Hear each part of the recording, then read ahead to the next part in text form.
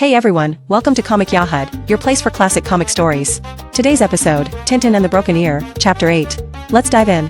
Suddenly, a loud train whistle pierces the air, causing Tintin to glance sideways with a questioning expression. The distant train chugs along the tracks, a potential ally or threat unknown. In a tense moment, a group of soldiers in a car excitedly spot the train, realizing it could stop Tintin in his tracks. Their voices rise with urgency, convinced they've cornered him at the railway crossing. Meanwhile, Tintin races toward the crossing, the train rapidly approaching. He knows the stakes are high, whispering to himself that this moment could be make or break. Back in the soldiers' car, eyes widen in disbelief as they see Tintin charging forward. They shout in shock, unable to comprehend his audacious move. Tintin's car narrowly avoids a speeding train, skidding onto the dirt road with a relieved expression as the train thunders past. The train's whistle echoes, leaving behind a trail of dust and a heart-pounding escape. Meanwhile, the soldiers in their green car are halted at the crossing, watching helplessly as the train cuts off their pursuit. Their frustration mounts, knowing their chance to catch Tintin is slipping away. As Tintin drives away, he glances at Snowy, acknowledging the close call with a wry smile. "We cut things a bit fine there, Snowy," he remarks, the relief and thrill of their narrow escape evident in his voice. Meanwhile, the pursuing soldiers urge their driver to speed up, determined to catch Tintin in the mountains. Their voices brimming with confidence, they believe the rugged terrain will give them the upper hand. Tintin, aware of the looming threat, glances at the rough and twisting road ahead.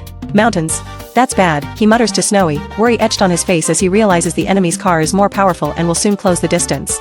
The soldier's car speeds confidently along the winding mountain path, kicking up dust as it hugs the cliffside. The chase intensifies as the rocky landscape becomes a theater for their relentless pursuit. Tintin's car races down the treacherous path, tires skidding on the loose gravel as it clings to the edge of the mountain. The engine roars defiantly, pushing forward despite the danger. Inside the car, Tintin grips the wheel with determination while Snowy looks on nervously, their hearts pounding in sync with the car's engine. Suddenly, the car veers off the edge, tumbling helplessly down the steep cliffside. The world spins in a dizzying blur as gravity takes hold, leaving everything hanging by a thread of hope.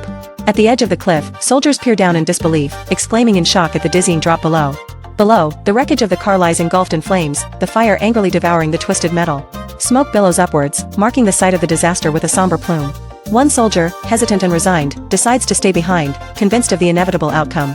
His companion, determined to find the truth, begins the descent towards the fiery wreckage. The soldiers carefully make their way down a rocky slope, each step deliberate as they navigate the treacherous terrain. The air feels charged with tension as they approach the site of the fiery crash, their expressions a mix of fear and determination. Upon reaching the wreckage, one soldier declares with a grim satisfaction that they can return to Los Topicos, believing Tintin to be defeated. The flames crackle ominously as they acknowledge the apparent end of their mission.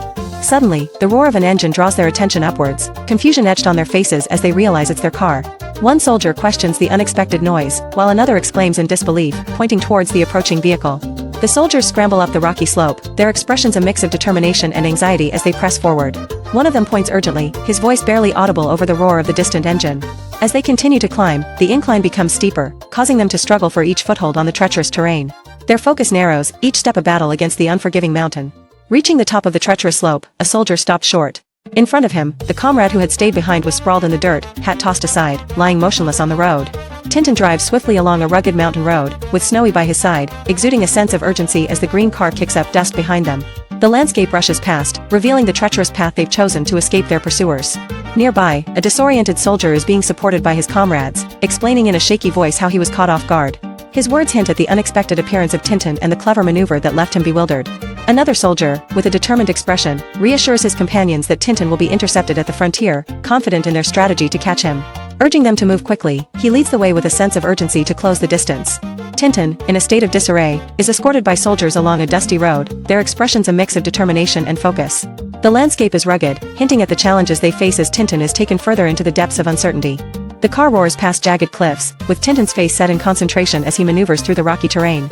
Beside him, Snowy barks excitedly, sharing in the thrill of the chase as the dusty trail unfurls before them. As the car speeds away, Tintin grips the wheel with resolve, navigating the treacherous curves with skill. The flag flutters wildly in the wind, marking his defiance and determination to evade capture against the odds. Two guards stand at a barrier, their rifles ready as they spot a vehicle in the distance. One exclaims that it's a government car, signaling a moment of surprise and alertness. Inside the speeding car, Tintin's face is a mix of concentration and worry as he realizes the stakes ahead. He knows if the guards stop him, his fate could be sealed, contemplating the risks of the strong barrier. The car hurtles forward, horn blaring, as the guards scramble to react. Dust and tension fill the air as the vehicle charges towards the barrier, leaving no time to hesitate. With a deafening crack, the car smashes through the barrier, splintering wood and sending debris flying in all directions. The vehicle doesn't slow, fueled by the momentum of its risky escape. As the dust settles, guards rush out of a small shack, rifles in hand, their faces a mix of shock and anger. The road ahead stretches into the mountains, offering Tintin and Snowy a fleeting chance at freedom. Tintin grips the wheel tightly, his eyes focused and determined, while Snowy barks with excitement beside him. The damaged car speeds away, its battered front a testament to their daring escape. Two soldiers crouch on a rocky hillside, their eyes wide with alarm as they spot Tintin's car speeding by below. One soldier exclaims in shock, realizing the urgency of the situation as their rifles remain at the ready. Nearby, another soldier urgently radios in a report, his voice tense with concern as he informs the border post about the San Theodorian car racing towards the frontier. His message carries the weight of a dire warning, emphasizing the immediate threat posed by the vehicle's mounted machine gun. At the border post, a commanding officer shouts orders, his voice booming as he declares a red alert. The urgency of his command sends soldiers scrambling to their positions, ready to confront the advancing threat. Soldiers take their positions behind sandbags, their eyes sharp and senses heightened as a black flag with red stars flutters ominously in the mountain breeze. The mountainous border post is a battleground, with every man prepared for the approaching conflict. A car speeds along the dusty mountain road, Tintin tense and alert, feeling the weight of the danger that lies ahead. The vehicle races towards the border, its tires kicking up a cloud of dust as it rounds a bend. Suddenly, gunfire erupts from the soldiers' positions, the rapid staccato echoing off the rocky cliffs. Tintin are taken by surprise, their expressions filled with confusion and alarm as they face the unexpected assault. Tintin grips the steering wheel tightly as bullets pierce the air around them, desperately warning Snowy of the danger to their tires. The car swerves violently, trying to dodge the relentless attack. Suddenly, the car hits a bump and Tintin and Snowy are thrown into the air, the vehicle barely holding together. Amidst the chaos, debris and parts of the car scatter around them, adding to the turmoil. The car careens off the road, tumbling down the rocky slope in a cloud of dust and debris. As it crashes further down, the vehicle finally disintegrates, leaving only a trail of destruction in its wake. As the remnants of the car scatter across the rocky terrain, Tintin lies motionless at the bottom of the slope.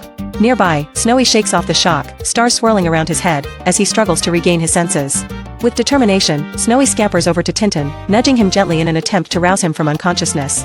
The loyal terrier barks urgently, hoping to alert any help that might be nearby. Hearing the commotion, two soldiers dressed in khaki uniforms rush towards the scene, guns slung over their shoulders. Their expressions are stern as they hurry to investigate the source of the disturbance. Tintin is being escorted by two stern soldiers, seemingly unconscious with stars swirling around his head, while Snowy follows closely, looking worried.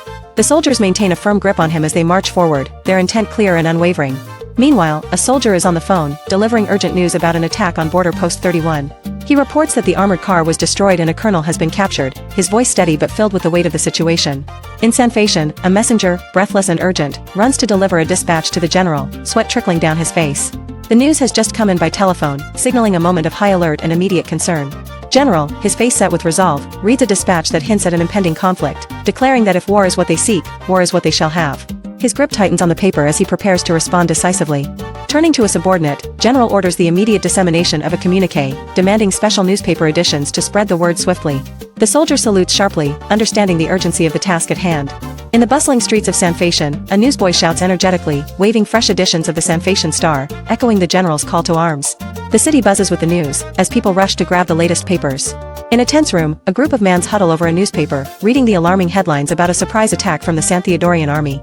Their expressions are a mix of concern and determination as they digest the news of their troops repulsing the enemy with heavy casualties. Outside, the streets are alive with protesters, their voices rising as they hold signs calling for the ousting of Alcazar. The crowd's fervor is unstoppable, fueled by a shared desire for change and the downfall of a leader they oppose. Meanwhile, General Alcazar, dressed in his military attire, speaks on the phone with a sinister smile, reporting the success of their plan as the Nuevo Ricans declare war. The border incident has escalated the conflict, playing perfectly into his hands. A man with a cigar triumphantly announces that the Gran Chapo fields are now controlled by General American Oil, having outmaneuvered British South American petrol. His expression is one of victory, emphasizing the competitive nature of their dealings. General, in full military regalia, converses with a man from British South American petrol, reminding him of their promises once Gran Chapo is under Nuevo Rican control. The two share a knowing look, their pact sealed with ulterior motives in play. A group of weary soldiers marches, whispering about deserting and pursuing a mysterious fetish.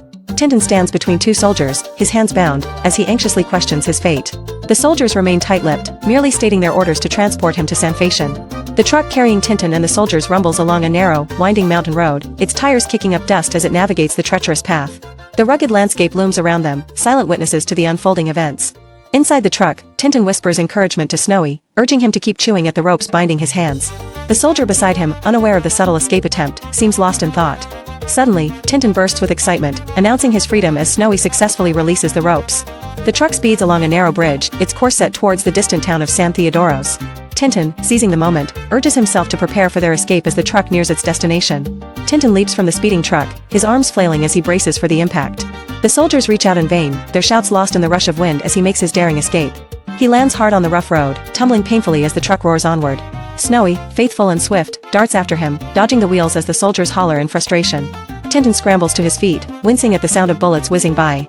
He dashes towards the safety of the rocky terrain, adrenaline fueling his every step as the echoes of gunfire chase him. As Tintin desperately clings to the metal bridge, bullets continue to fly past, each one threatening to end his precarious hold. Snowy peers down, barking anxiously, as his friend dangles perilously above the depths below.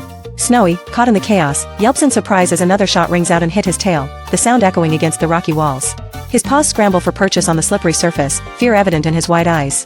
In a heart-stopping moment, Snowy loses his footing and tumbles over the edge, his white fur a blur against the green metal. The world seems to slow as he helplessly plummets through the air. Tintin plunges into the icy water with a splash, the cold enveloping him as he struggles to regain his bearings. His clothes cling to him as he fights against the current, determined to stay afloat. Nearby, two soldiers on a bridge raise their rifles, their fingers poised on the triggers as they fire shots into the rushing river. The air echoes with the crack of gunfire, adding to the peril Tintin faces as he battles the relentless water. Tintin is swept further downstream, the river bending around rocky cliffs as he desperately tries to reach the safety of the bank. In the distance, the soldiers continue their shooting, their figures barely visible on the bridge above. The soldiers cease their shooting, deciding that Tintin is beyond their reach as the river carries him towards the falls. They believe the treacherous waters will deal with him, leaving them to watch from the bridge.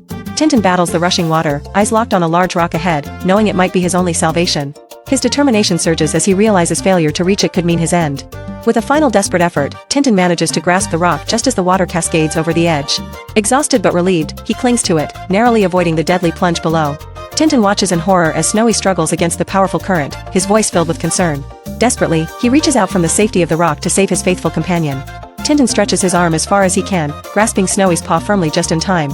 Snowy's eyes widen in relief as Tintin pulls him from the torrent's grasp. With Snowy now safe beside him, Tintin surveys the rushing waters surrounding their rocky refuge. Well, what do we do now? He ponders aloud, the sound of the waterfall echoing around them. A large tree trunk floats by, carried on the swift current, offering a possible escape route for Tintin and Snowy. Tintin's eyes widen as he considers the opportunity it presents. Thanks for watching Comic Yahud. Like, subscribe, and catch you in the next chapter.